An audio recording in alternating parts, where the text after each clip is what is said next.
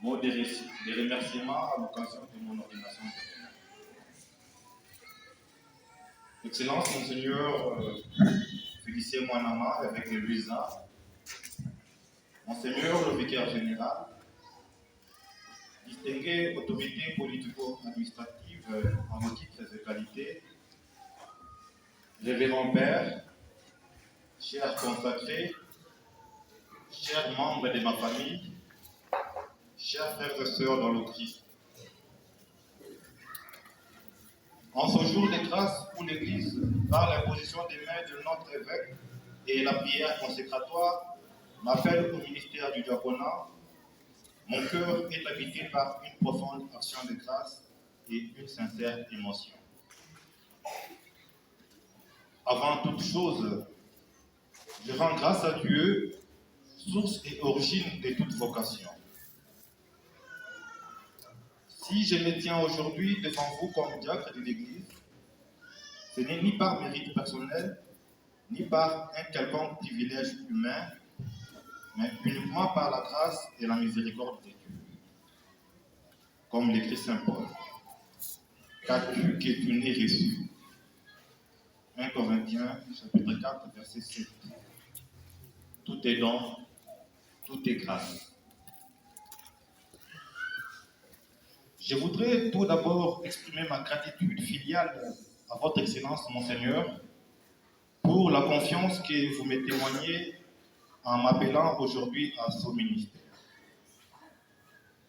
Par votre geste sacramentel et votre prière, l'Église me configure aujourd'hui serviteur et m'introduit dans un ministère qui est d'abord un appel à la disponibilité et au don de soi.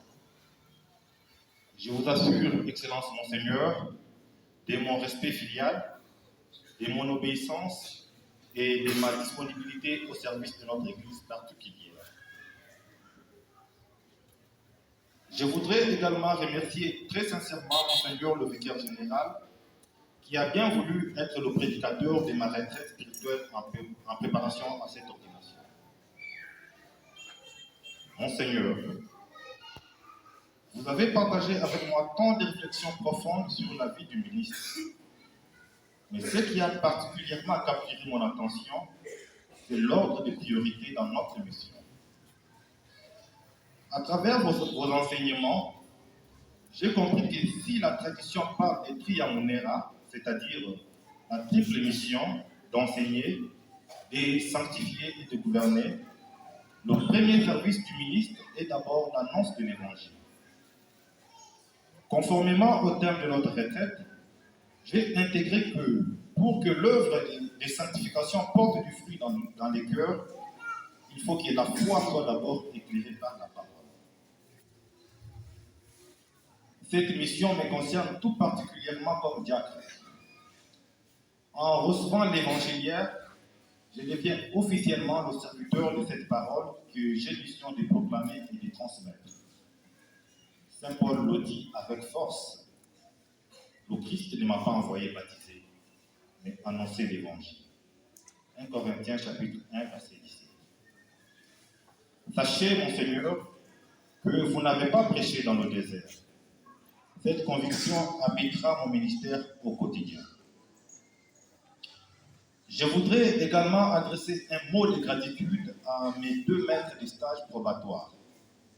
Je cite l'abbé Louis, administrateur de la cathédrale, et l'abbé Dieudonné, économe diocésain.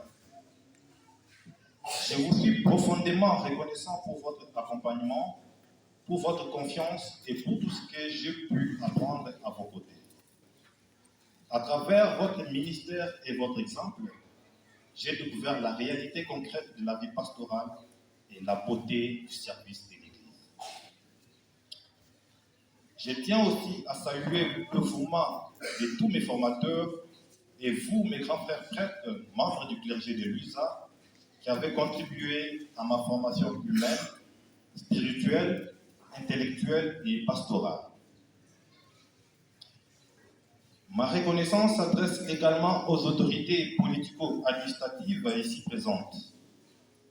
Votre présence m'honore personnellement tout en honorant cette assemblée témoignant ainsi de votre attachement à notre communauté. Toute mon affection va vers vous, cher papa Isidore Gamwamini et maman Blandine Biongo, et à travers vous, tous les membres de ma famille. Car une vocation n'est pas dans le vide. Elle grandit dans une histoire, dans un foyer, dans un tissu de relations humaines et spirituelles. Je vous remercie pour votre soutien indéfectible, pour vos nombreux sacrifices et par-dessus tout, pour vos prières. Ma gratitude s'étend aussi à tous mes bienfaiteurs et à tous ceux qui, d'une manière ou d'une autre, m'ont aidé sur ce chemin. Je voudrais enfin exprimer ma profonde reconnaissance à tout le peuple de Dieu ici présent. Beaucoup d'entre vous ont parcouru de longues distances, parfois dans des conditions difficiles.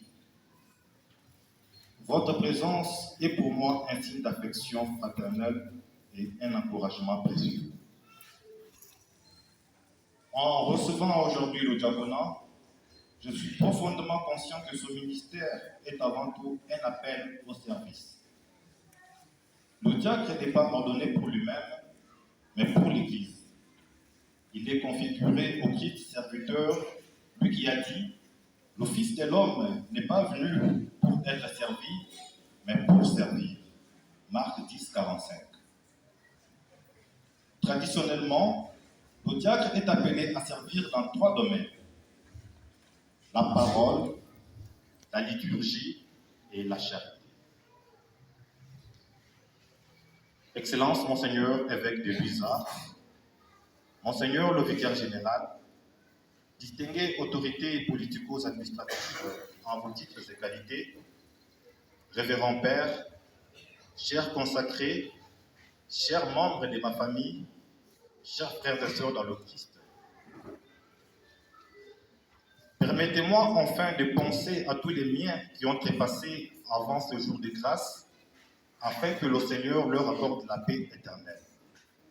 Et en l'occurrence, pour son serviteur, Louis-Marie Mbomba, qu'il l'admette dans la clarté de sa demeure et lui accorde le repos des justes.